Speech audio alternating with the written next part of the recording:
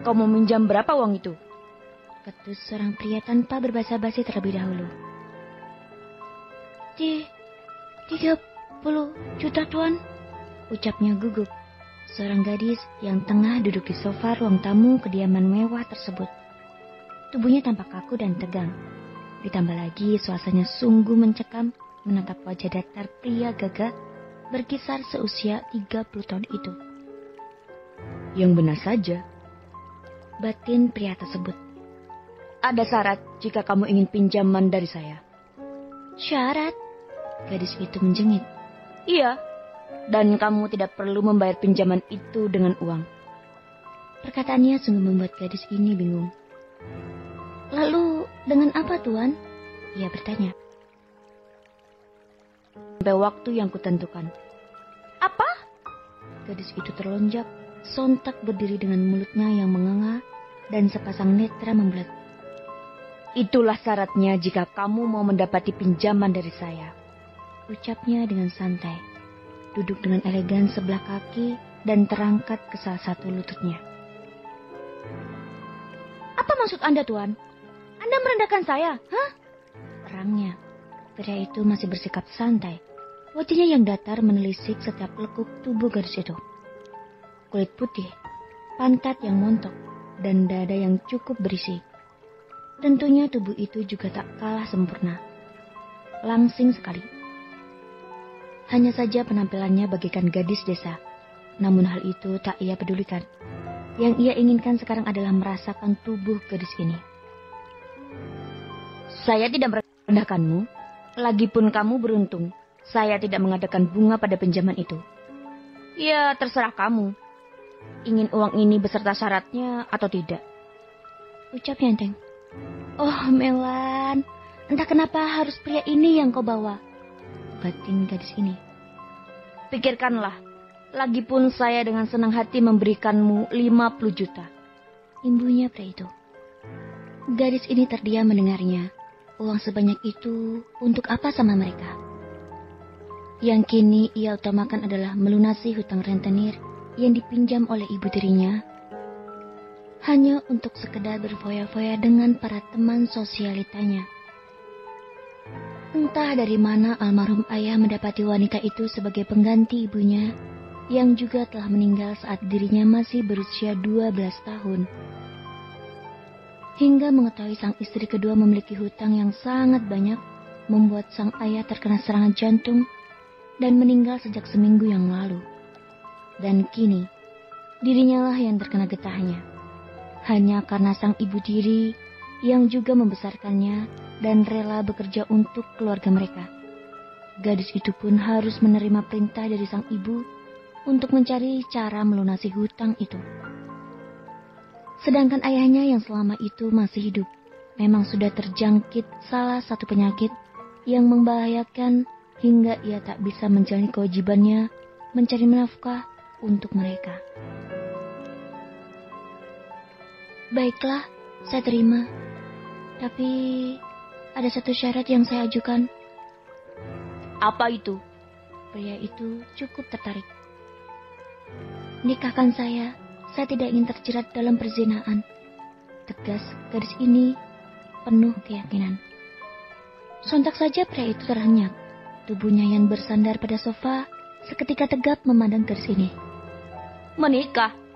Kamu yang benar saja mau menikah dengan pria yang sudah beristri. Pria itu mendelik. Tapi menarik juga, saya menyukai itu. Sambungnya. Apa? Dia sudah beristri? Lalu? Kalau Tuan sudah beristri, lalu kenapa menginginkan saya untuk melakukan itu? Minta saja sama istri Anda, Tuan. Cercanya. Kamu gak perlu tahu kenapa saya menginginkan kamu dan tak perlu dibahas tentang istri saya.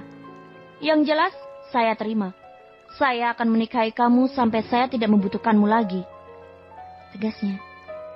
Dengan pandangan yang tajam menjurus pada wanita ini. Kenapa kata-katanya sakit ini? Bahkan aku akan dibuang setelah dipakai. Lagian, mana istrinya? Aneh. Batinnya bermonolog. Sembari pandangannya menyapu setiap sudut rumah tersebut.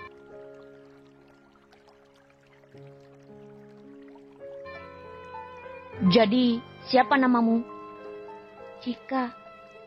Nama lengkap? Cika Putri. Baiklah, saya Andre Prasetya Yuda. Tidak. Gimana? Sudah dapat? Cika yang baru saja satu langkah memasuki kediamannya, langsung disergap ibu dengan gayanya yang angkuh menatap Cika. Wanita cantik itu menatap tas yang dipegang erat oleh Cika. Tanpa permisi, ia langsung merebut pertahanan gadis ini dan membuka tas tersebut. Kosong. Ia menatap tajam. Sudah Cika bayar langsung ke Nyonya Rosni, tuturnya. Apa? Semua yang 30 juta itu? Cika mengangguk, menatap sekilas mata itu kemudian menatap ke arah lain. Tepatnya sang kakak tiri yang tengah melakukan medicure pada kuku cantiknya. Astaga Cika. Wanita itu menjewer gadis ini hingga ia mengadu kesakitan.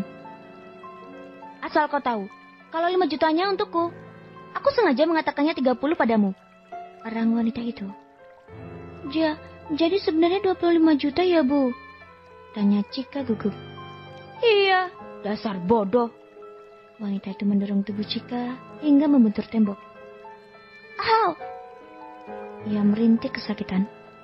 Di sisi lain, kakak tirinya menatap sinis pada adiknya yang dihajar sang ibu. Enggak becus.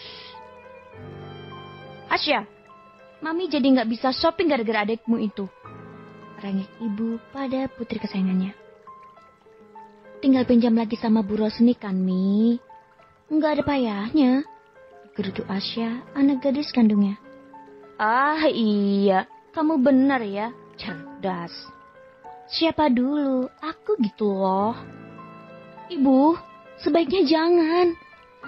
Sebenarnya Cika ada simpanan uang lagi. Ucap Cika. Ia terpaksa berkata seperti itu sebab tak ingin berurusan dengan lintah darah tersebut. Maksud kamu? Ibu mendekat. Sebentar, Bu. Cika melenggang keluar rumah. Entah kemana gadis itu pergi. Cika menaiki sepeda motornya, bergegas menyalakan mesin motor yang selama ini selalu menemani perjalanannya. Saat ingin melajukan kendaraannya, tiba-tiba ibu menghentikan langkah gadis itu. Mau kemana kamu? Gertaknya. Sebentar, Bu. Cika ada urusan. Ibu jangan pergi dulu, apalagi pinjam uang lagi. Peringat gadis itu.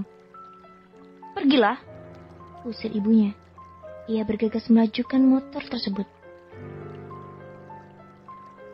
Cika menatap jalanan setapak yang banyak berlubang. Banyak anak-anak pula yang berlari-larian hingga membuat Cika meski ekstra hati-hati mengendarai motornya dengan kecepatan sedang. Hingga dirinya telah tiba di kediaman Melan, sahabatnya sejak sekolah. Wanita cantik itu membunyikan klakson motornya, bergegas turun dan menghampiri pintu utama tersebut. Cika, ada apa? Tanya Melan. Gadis itu mendengar klakson dan bergegas ke depan. Aku minta uang titipan itu lagi dong, katanya. Hah? Yakin? Apa ibumu minta uangnya? Sebenarnya sih enggak. Ibu itu mau pinjam ke rentenir itu lagi. Jadi sebaiknya uang itu untuk ibu saja lah. Jelasnya dengan lesu. Padahal rencana Cika uang lebih itu untuk biaya kuliahnya hingga lulus. Namun takdir tidak berpihak padanya dan menuntunnya untuk berlapang dada. Mengorbankan semuanya untuk ibu tiri yang telah membesarkannya sejak usia 13 tahun hingga 7 tahun terakhir ini. Kamu baik banget sih, Cik. Salut aku sama kamu. Puji Melan. Gadis itu terharu dan berhambur memeluk Cika. Mau gimana lagi? Cika menghembus napas dengan lesu. Kemudian ia melepas pelukan mereka. Aku pamit dulu ya. Melan pamit. Ia kembali masuk ke dalam rumah untuk mengambil uang tersebut. Tak perlu menunggu lama. Gadis itu pun keluar, menyodorkan amplop milik Cika padanya. Terima kasih ya. Aku balik dulu. Takut serigala itu akan ngamuk. Perlu ditendang itu serigala, seru Melan. Makin ganas entar. Hahaha. Cika tergelak.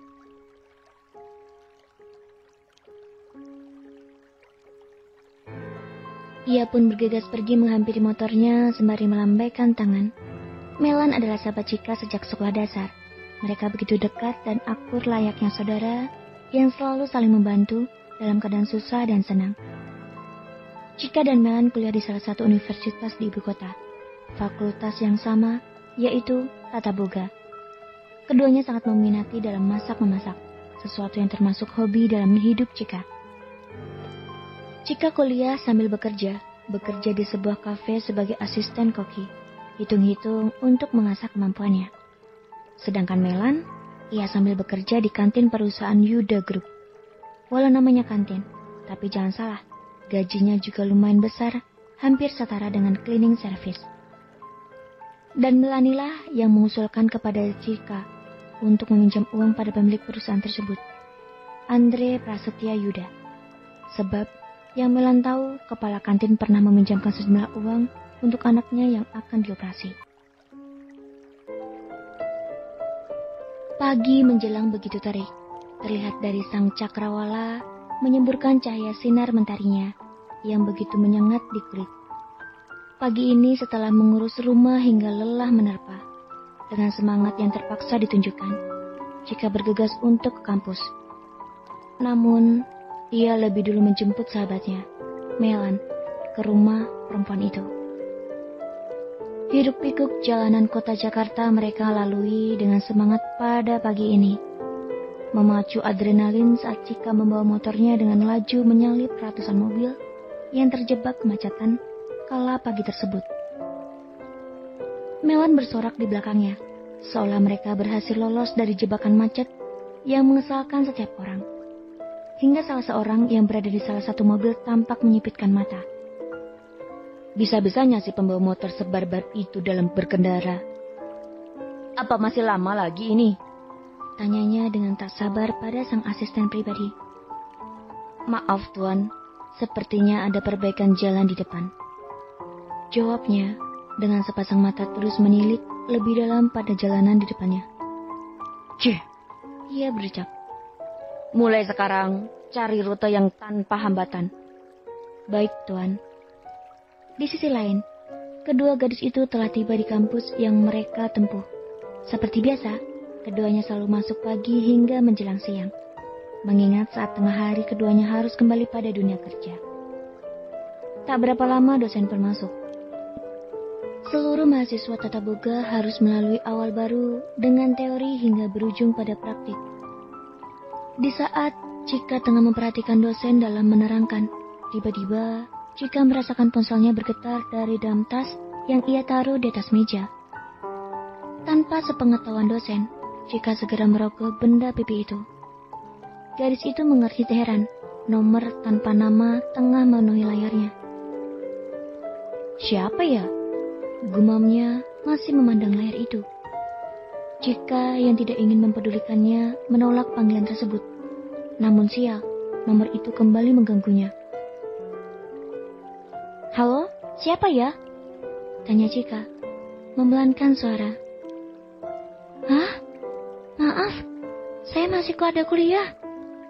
Ya, baiklah.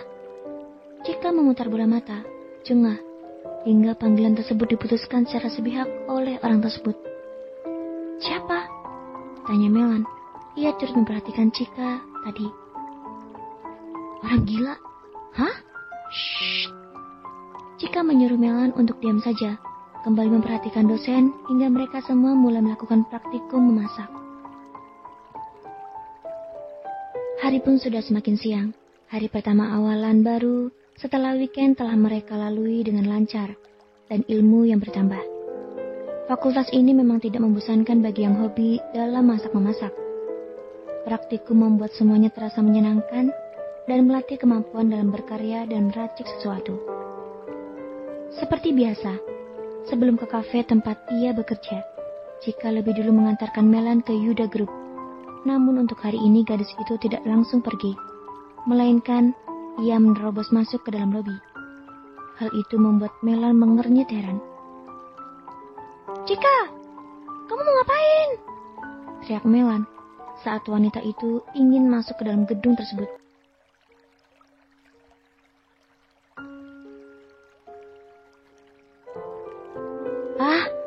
iya, aku lupa. Mau nemuin bosmu yang datar itu. Oh iya, masalah uang itu. Begitu deh, aku masuk dulu. Kamu lanjutin pekerjaannya ya. Oke deh. Dan sahabat karib itu pun berpisah arah saat itu juga. Cika terpana melihat area dalam gedung tersebut. Desain modern yang begitu melekat pada tubuh gedung tersebut. Lantai marmer yang begitu bening.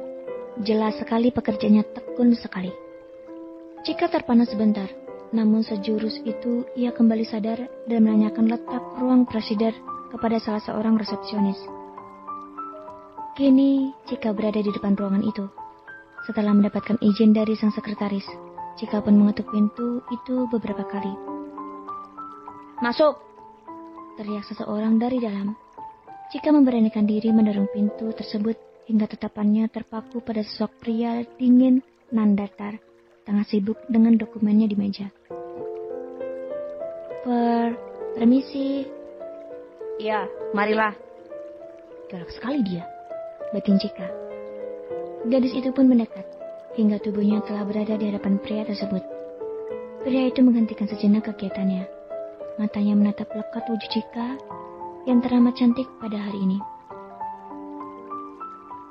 Oke, baik. Intinya saja, maghrib nanti kita akan menikah. Dan jam istirahat nanti, kamu harap mengikuti asisten saya ke butik untuk fitting baju. Ucapnya tanpa basa-basi.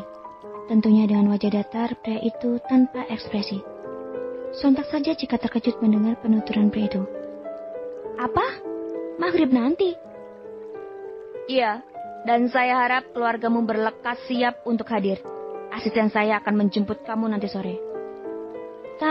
Tapi itu cepat sekali. Malah saya harus bekerja setelah ini. Tidak ada pekerjaan. Asisten saya sudah mengajukan resign untuk kamu. Tegasnya. Cika kembali terhenyak. Matanya membulat dan tanpa permisi ia langsung menduduki tubuhnya di kursi tamu. Depan meja presiden. Apa-apaan Anda tuan? Telanjang itu tanpa persetujuan dari saya. Berang Cika menepuk meja dengan pelan. Visual tokoh utama. Cika Putri, Andre Prasetya Yuda. Sampai di sini dulu ceritanya. Terima kasih sudah mendengarkan dubbingan aku. Perintah saya tidak bisa dibantahkan. Kamu harus nurut dan syarat itu harus dimulai malam ini. Tegas pria itu membuat Cika mati kutu. Tak berkutik, hanya bisa menggigit bibirnya kuat-kuat mendengar penegasan pria tersebut. Walau hatinya tengah mengumpat kesal pada pria ini. Lagi pula, tugas utama kamu memuaskan saya. Jadi tidak ada kerja-bekerja. Kamu harus siap di rumah dan menunggu perintah saya. Ucapnya lagi, kali ini lebih lembut. Cika terdiam sejenak, menilik lebih dalam wajah tampan di hadapannya. Emangnya bersama istri Anda saja tidak cukup? Hei! Andre menepuk meja dengan keras. Jaga bicara kamu ya. Kamu itu tidak tahu apa-apa tentang saya dan istri saya. Berangnya. Mata itu menatap tajam pada gadis di hadapannya. Berani sekali selancang itu, pikirnya. Habisnya saya heran. Keluarlah. 1 jam lagi kamu harus pergi bersama asisten saya. Oh ya, ingat. Ini hanya pernikahan siri. Terserah Anda, Tuan. Yang penting tidak selamanya saya terikat sama Anda. Bye. Cika melenggang pergi meninggalkan pria itu. Berani sekali gadis ini bersikap ketus padaku. Apa nggak ada takutnya? Batin Andre menatap lekat punggungnya yang perlahan menghilang dari pandangan. Celin. Ia bergemam, membayangkan wajah wanita yang jauh di sana. Kamu gak kerja? Tanya Melan, gadis itu tengah membersihkan meja. Udah berhenti? Cika berucap lesu, menaruh kepalanya di atas meja yang bertumpu oleh kedua tangannya. Menatap kosong seakan tak percaya dengan apa yang terjadi pada dirinya kini. Entah apa alasan dan maksudnya, sungguh membuat Cika bingung. Sementara itu, Melan terkesima. Ia menghentikan pekerjaannya sejenak, lalu mendekati Cika dengan segudang pertanyaan yang ia bawa. Sejak kapan kamu berhenti? Kenapa? Ya benar saja mau berhenti. Cercanya. Udah kamu kerja dulu sana. Ntar ku jawab. Usir Chika. Gadis itu tak mau mengganggu pekerjaan sahabatnya. Udah selesai kok. Emang ada apa? Melan menduduki dirinya lagi pun pekerjaannya santai. Sebenarnya istri Andre itu mana sih? Aku lihat di rumah apartemennya kosong gitu. Gak ada orang. Chika mulai mengorek tentang calon suami istrinya. Oh, Nyonya Celin. Dia itu artis. Sudah go internasional di Amerika sana. Walaupun statusnya istri tuan, tapi tuan selalu sendiri. Istrinya sibuk dengan pekerjaannya. Sampai berbulan-bulan gak pernah kelihatan. Jelas Melan. Oh gitu, pantas saja. Gumam Chika mulai mengerti. Emang ada apa? Jawab dong pertanyaanku. Kenapa berhenti? Tahu tuh bosmu. Dia lancang banget ngajuin resign ke kafe. Gerutu Chika cemberut. Sontak saja Melan terhenyak mendengarnya. Hah? Maksudnya gimana? Kenapa Tuan ikut campur sama kehidupanmu? Sebenarnya dia akan menjadi suami siriku, Lan. Ungkap Chika menelan salivanya dengan kasar. Seakan mengatakan itu terasa tercekat di tenggorokannya. Apa? Kamu nikah sama dia? Gadis itu terlonjak kaget. Ya, sebagai penebus pinjaman itu. Sambung Chika. Oh astaga. Melan bangkit berdiri, meremat rambutnya di bun-bun. Ya begitu deh, udah kamu kerja sana. Atau aku pesen deh menu yang enak di sini. Tapi jangan mahal banget ya, uangku sisa dikit. Baiklah. Turut Melan, ia kembali ke dapur kantin. Chika melahap nikmat menu kantin yang menggugah selera ini. Seblak dengan kuahnya yang merah merekah, mampu memancing selera makan Chika yang tengah dilanda kegalauan akan pernikahannya nanti menjelang malam. Menikah pria beristri, lebih tepatnya pria yang ditinggalkan sang istri demi karir yang tengah naik daun dan lagi berada di masa puncak kejayaan. Sungguh kasihan memang, pasti pria itu kesepian tiada yang menemani dirinya di rumah. Makan sendiri, tidur sendiri, apa-apa sendiri, sampai masalah biologis pun tidak terpenuhi. Kalau dipikir, Chika juga tak kalah cerdas. Beruntungnya ia mengajukan persyaratan untuk dinikahkan. Walau hanya menjadi istri kedua dengan status istri siri. Sangat miris, Chika tersenyum getir memikirkannya. Ia harus siap untuk dibuang dan diceraikan, mempersiapkan hati agar tidak jatuh ke dalam lubang patah hati.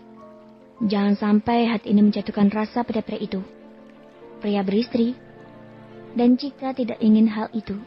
Ia tidak ingin jatuh cinta pada Tuan Andre Prasetya Yuda. Hingga cukup lama pikirannya berkelana. Tiba-tiba, ia dikejutkan akan sesuatu yang membuatnya kaget hampir tersedak.